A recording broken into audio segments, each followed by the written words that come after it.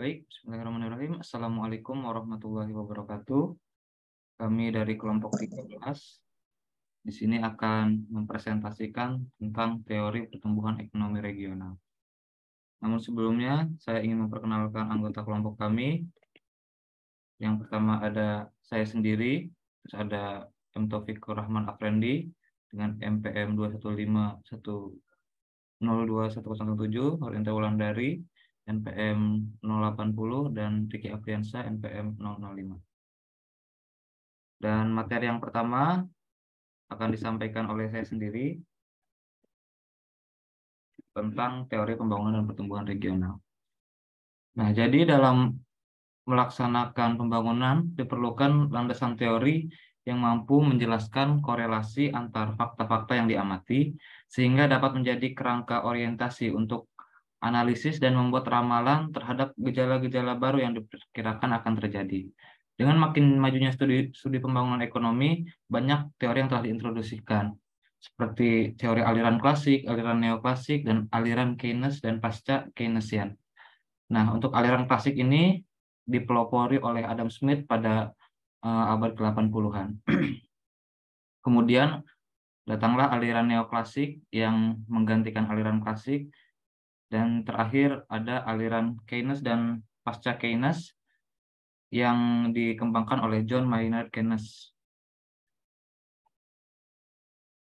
Nah, selain tiga aliran tadi dalam teori pertumbuhan ekonomi, ada juga yang disebut dengan teori basis ekspor. Teori basis ekspor merupakan bentuk model pendapatan yang paling sederhana. Teori ini sebenarnya tidak dapat digolongkan sebagai bagian dari ekonomi makro interregional karena teori ini menyederhanakan suatu sistem regional hanya menjadi dua bagian, yaitu daerah yang aktivitas dalam perekonomian regional digolongkan dalam dua sektor kegiatan, yaitu aktivitas basis dan non-basis. Kegiatan basis merupakan kegiatan yang melakukan aktivitas berorientasi ekspor barang dan jasa keluar batas wilayah perekonomian yang bersangkutan. Sedangkan kegiatan non-basis adalah kegiatan yang menyediakan barang dan jasa yang dibutuhkan oleh masyarakat yang berada di dalam batas wilayah yang bersangkutan. Luas lingkup produksi dan pemasarannya adalah bersifat lokal. Aktivitas basis memiliki peranan sebagai penggerak utama atau primer mover dalam pertumbuhan suatu wilayah. Semakin besar ekspor suatu wilayah ke wilayah lain, akan semakin maju pertumbuhan wilayah tersebut. Dan demikian sebaliknya. Setiap pertumbuhan yang terjadi pada sektor basis akan menimbulkan efek multiplier dan dalam perekonomian regional. Salah satu teknik yang lazim digunakan untuk melihat sektor basis ini adalah location question atau LQ yang bersangkutan dengan daerah-daerah lainnya. Materi selanjutnya akan disampaikan oleh rekan saya. Silakan.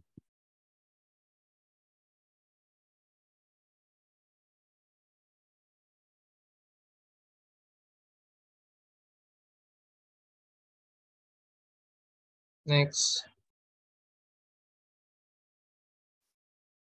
Baik, saya akan menjelaskan tentang pertama teori sektor, di mana salah satu teori pertumbuhan wilayah yang paling sederhana adalah teori sektor. Teori ini dikembangkan berdasarkan hipotesis Clark-Fisher yang mengemukakan bahwa kenaikan pendapatan per kapita akan dibarengi oleh penurunan dalam proposal sumber daya yang digunakan dalam sektor pertanian atau sektor primer, dan kenaikan dalam sektor industri, manufaktur, atau sektor sekunder, dan kemudian dalam industri jasa atau sektor tersier. Lalu pertumbuhan dalam sektor yang mengalami perubahan dianggap sebagai determinan utama dari perkembangan suatu wilayah. Next.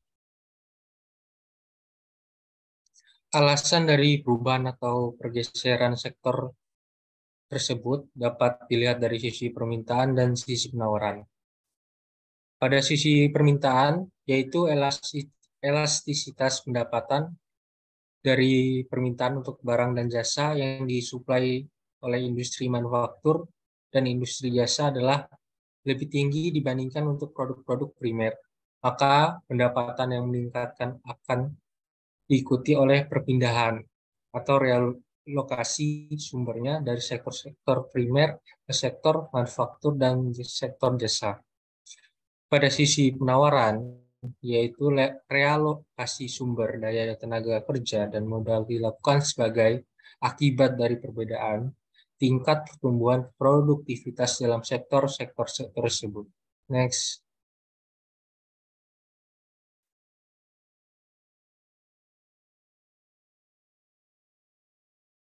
Next.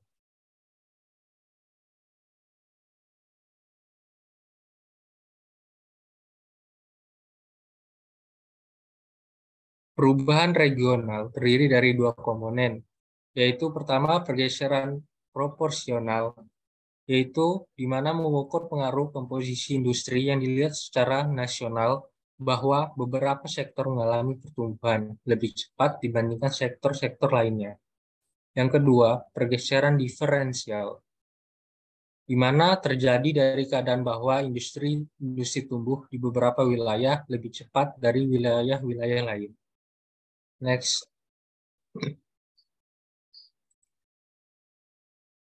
Kedua, teori kausasi. Berdasarkan prinsip kausasi sirkuler kumulatif, dapat dijelaskan terjadinya ketidakmerataan ekonomi yang terdiri dari internasional, nasional, maupun regional. Apabila proses kausasi sirkuler kumulatif dibiarkan bekerja atas kekuatan sendiri, maka akan menimbulkan pengaruh merambat yang ekspansioner di satu pihak dan pengaruh pengurangan.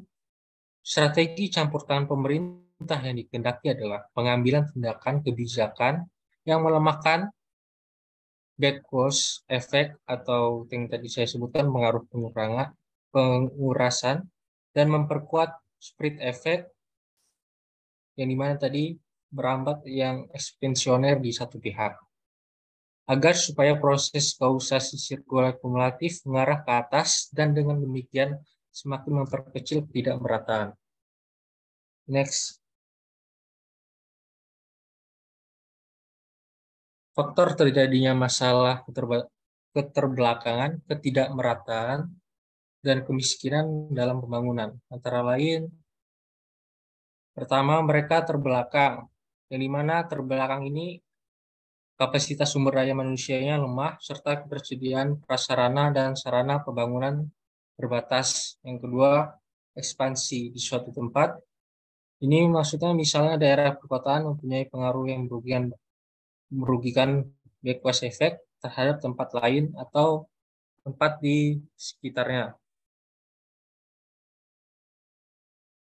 Ketiga, permintaan modal cenderung mengakibatkan bertambahnya ketidakmerataan. Maksudnya itu di pusat-pusat daerah perkotaan yang sedang mengalami perkembangan, kenaikan permintaan akan mendorong bertambahnya pendapatan dan permintaan. Yang selanjutnya menaikkan investasi dan demikian seterusnya. Keempat, kegiatan perdagangan. Kegiatan perdagangan ini juga bergerak dengan kecenderungan yang menguntungkan daerah yang lebih kaya atau lebih maju dan merugikan ke daerah-daerah lainnya. Maksudnya itu kebebasan dan semakin luasnya pasar seringkali memberikan keuntungan bersaing kepada industri-industri di pusat ekspansi yang sudah mapan, dan sebaliknya akan mengancam kematian kegiatan usaha kerajinan dari industri kecil di daerah lainnya yang kurang maju. Selanjutnya akan dijelaskan oleh rekan saya lainnya.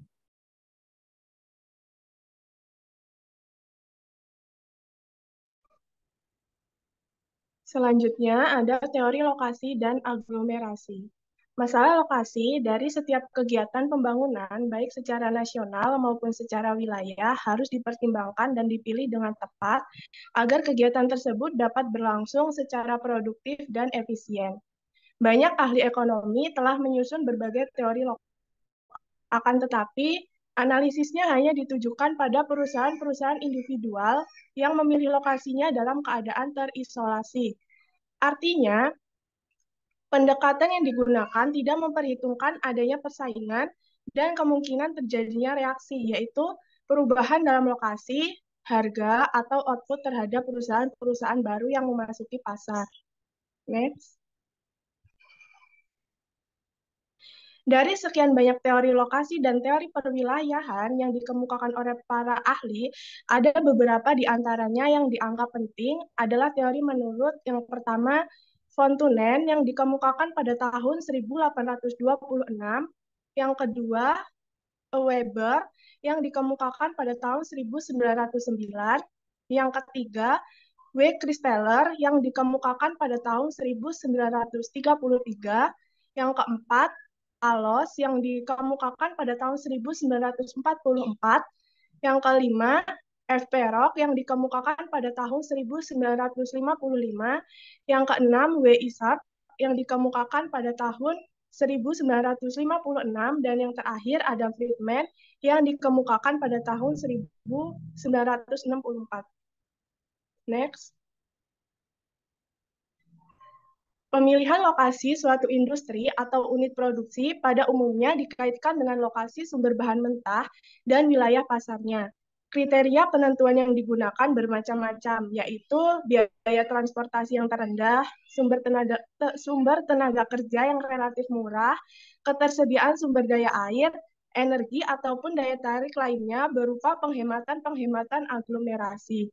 Dimensi wilayah dan aspek tata ruang telah dimasukkan sebagai variabel tambahan yang penting dalam kerangka teori pembangunan.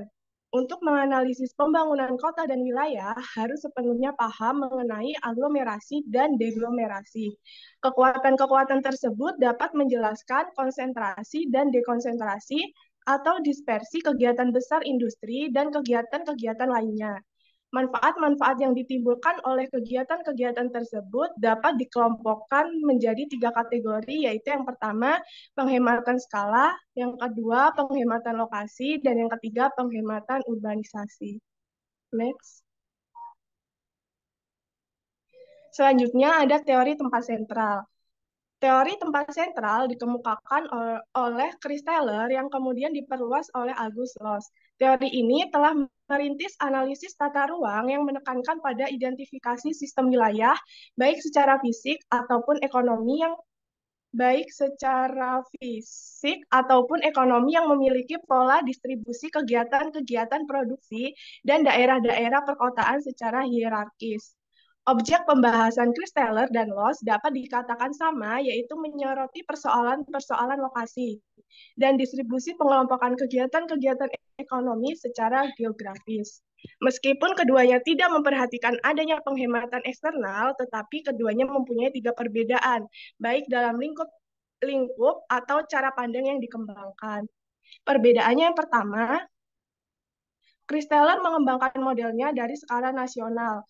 Menurut Christeller, sejak wilayah perdagangan heksagonal berbentuk segi 6, di mana besar kecilnya pusat-pusat tersebut sebanding dengan besar kecilnya masing-masing wilayah heksagonal. Secara horizontal, model Christeller menunjukkan kegiatan-kegiatan manusia yang tersusun dalam tata ruang geografis dan tempat-tempat sentral yang lebih tinggi ordenya, mempunyai wilayah perdagangan atau wilayah pelayanan yang lebih luas. Secara vertikal, model tersebut menunjukkan keterkaitan antara pelayanan di tempat sentral yang lebih tinggi ordenya dengan tempat sentral yang lebih rendah ordenya. Sedangkan Loss mengembangkan modelnya mulai dari wilayah spasial yang tersempit ruang lingkupnya. Mula-mula wilayah perdagangan berbentuk wilayah pasar sederhana, kemudian berkembang menjadi suatu jaringan wilayah pasar, dan akhirnya membentuk sistem wilayah pasar. Perbedaan yang kedua terletak pada barang yang diperdagangkan. Barang-barang yang digunakan dalam model Loss termasuk dalam golongan barang-barang yang dapat diangkut. Sedangkan model Christeller menekankan pada jasa-jasa. Maka model Loss dan Christeller dapat dipandang saling melengkapi satu sama lain. Perbedaan yang ketiga, model Christeller menganalisis susunan spasial baik dari segi mikro maupun segi makro. Analisis dari segi mikro adalah mengenai distribusi produksi barang-barang secara individual, dan analisis segi makro menyangkut distribusi aglomerasi. Sedangkan model Loss tidak menganalisis susunan spasial secara makro atau agregatif. Karya Loss bukan merupakan susunan spasial yang overall, tetapi merupakan model-model lokasi, spesialisasi spasial, dan perdagangan barang individual daripada sebagai model susunan spasial secara kebulatan. Next.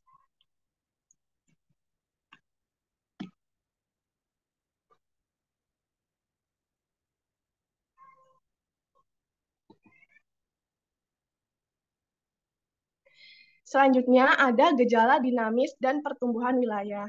Teori tempat sentral menjelaskan pola geografis dan struktural hierarkis pusat-pusat kota atau wilayah-wilayah nodal, tetapi tidak menjelaskan bagaimana pola geografis tersebut terjadi secara gradual dan bagaimana pola tersebut mengalami perubahan-perubahan pada masa depan atau dapat dikatakan tidak menjelaskan gejala-gejala atau fenomena pembangunan.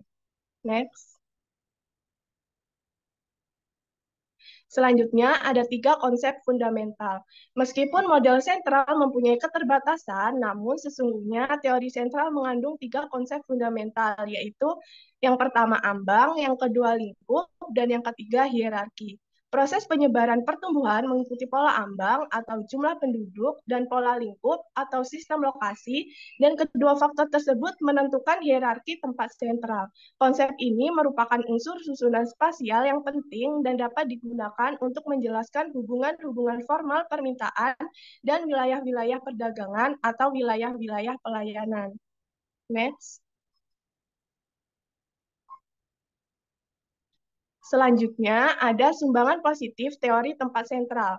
Sumbangan positif teori tempat sentral yaitu relevan bagi perencanaan kota dan wilayah karena sistem hierarki merupakan sarana yang efisien untuk perencanaan wilayah. Tempat sentral merupakan titik pertumbuhan inti di wilayahnya dan menentukan tingkat perkembangan ekonomi ke seluruh wilayah.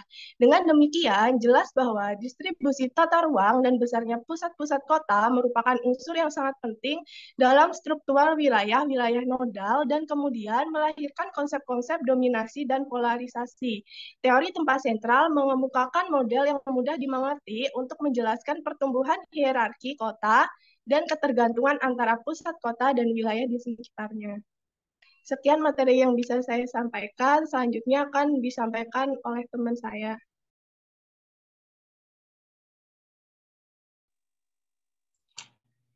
Baik, saya akan menjelaskan teori kutub pertumbuhan. Teori kutub pertumbuhan, Growth Pole Theory, adalah sebuah konsep dalam ekonomi regional yang menggambarkan bahwa pertumbuhan ekonomi cenderung tidak merata di seluruh wilayah, tetapi terpusat di titik-titik pertumbuhan atau kutub-kutub ekonomi tertentu. Konsep ini dikembangkan oleh ekonomi Prancis Francois Perroux pada tahun 1955, sehingga konsep ini didasarkan pada teori ekonomi makro. Oleh karenanya, dasar utama adalah konsentrasi pertumbuhan ekonomi pada ruang tertentu. Menurut teori ini, ada beberapa faktor yang mempengaruhi terbentuknya kutub pertumbuhan. Yang pertama, adanya industri atau sektor unggulan yang menjadi motor utama pertumbuhan ekonomi di suatu wilayah. Kutub pertumbuhan seringkali berkembang di sekitar industri-industri yang sangat produktif dan inovatif, yang mampu memberikan dampak positif pada sektor-sektor terkait di sekitarnya. Yang kedua, adanya aglomerasi ekonomi yang terjadi ketika beberapa industri atau perusahaan berkumpul di suatu wilayah tertentu.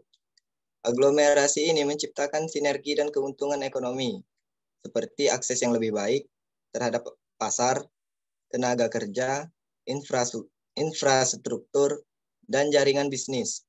Hal ini mendorong pertumbuhan ekonomi yang lebih cepat dan lebih efisien di wilayah tersebut. Beberapa kritik, meskipun teori kutub pertumbuhan memiliki konsep yang menarik, terdapat beberapa kritik yang diajukan terhadap teori ini. Beberapa kritik utama terhadap teori kutub pertumbuhan meliputi: yang pertama, ketimpangan regional. Ketimpangan regional adalah salah satu kritik utama terhadap teori kutub pertumbuhan, bahwa pendekatannya cenderung mengabaikan ketimpangan regional yang dapat muncul sebagai akibat dari pertumbuhan yang terpusat di kutub-kutub pertumbuhan. Yang kedua, pengabaian potensi wilayah lain. Pengabaian potensi wilayah lain, teori kutub pertumbuhan cenderung memusatkan perhatian pada pengembangan kutub pertumbuhan tertentu.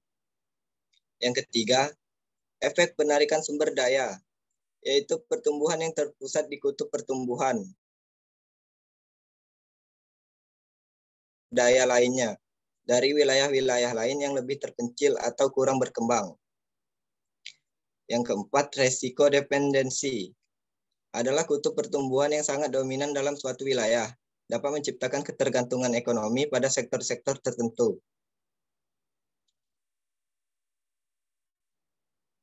Selanjutnya,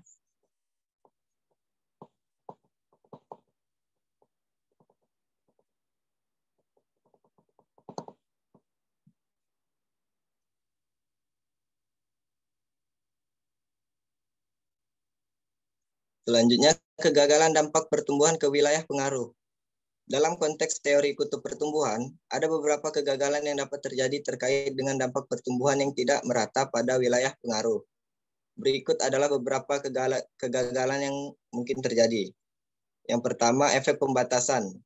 Dalam beberapa kasus, pertumbuhan yang terpusat pada satu kutub pertumbuhan dapat menyebabkan pembatasan akses dan kesempatan bagi wilayah-wilayah di sekitarnya.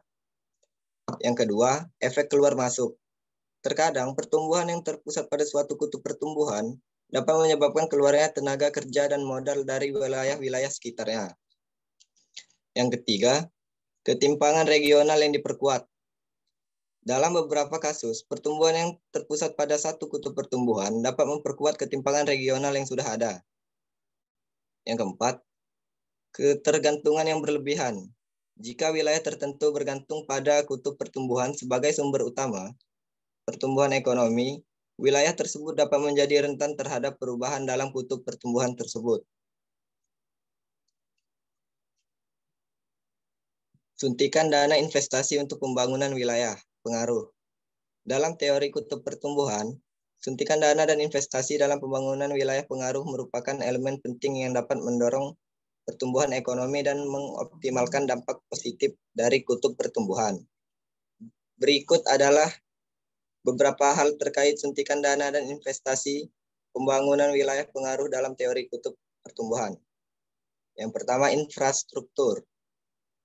Investasi dalam pembangunan infrastruktur merupakan langkah kunci dalam memperkuat wilayah pengaruh sebagai pusat pertumbuhan. Yang kedua, pendidikan dan pelatihan.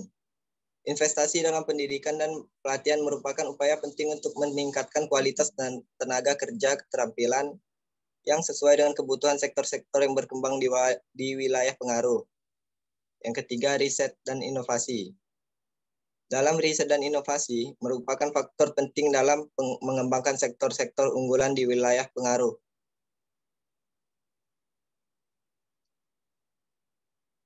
Teori pembangunan polarisasi. Teori pembangunan polarisasi menggambarkan fenomena di mana pembangunan ekonomi tidak merata di suatu wilayah, tetapi cenderung terkonsentrasi di beberapa pusat pertumbuhan ekonomi yang disebut sebagai polarisasi. Teori ini berpendapat bahwa pertumbuhan ekonomi yang tidak merata dapat mengakibatkan kesenjangan sosial dan ekonomi antara wilayah yang berkembang pesat, polarisasi, dan wilayah yang kurang berkembang. Dalam teori ini, pola pembangunan terpusat di daerah polarisasi dapat menciptakan ketimpangan dalam distribusi kekayaan, kesempatan kerja, infrastruktur, akses layanan publik, dan sumber daya lainnya antara wilayah pusat, pertumbuhan, dan wilayah lainnya. Hal ini dapat mengakibatkan polarisasi ekonomi dan sosial, di mana wilayah polarisasi menerima manfaat besar dari pertumbuhan ekonomi sementara wilayah lainnya tertinggal.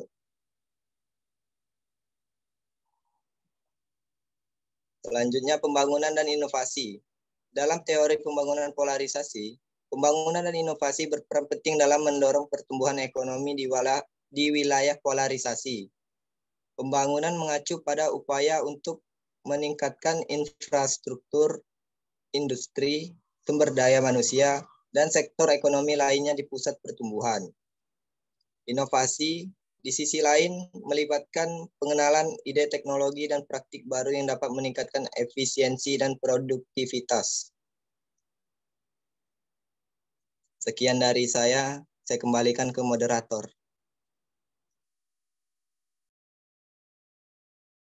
Oke, terima kasih untuk Ricky, Intan, dan Taufik atas pemaparan materinya. Semoga pemaparan materi tadi dapat menjadi media pembelajaran dalam mempelajari teori pertumbuhan ekonomi regional. Mungkin hanya itu yang dapat kami sampaikan dari kelompok 13. Semoga bermanfaat. kami tutup. Wassalamualaikum warahmatullahi wabarakatuh.